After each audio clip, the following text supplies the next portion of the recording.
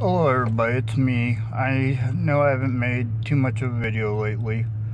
I'm out working on a 1970 International that's gas and carburetor's leaking.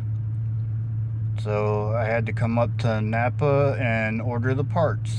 I thought I'd make a short real quick and let me know if you want to see the rebuild or anything when I do it tomorrow.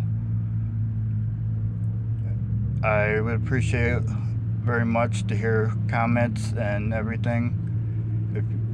Also, please like, subscribe, give me a thumbs up if you like the content. Lets me know if you like it, and if you don't, put thumbs down and tell me why.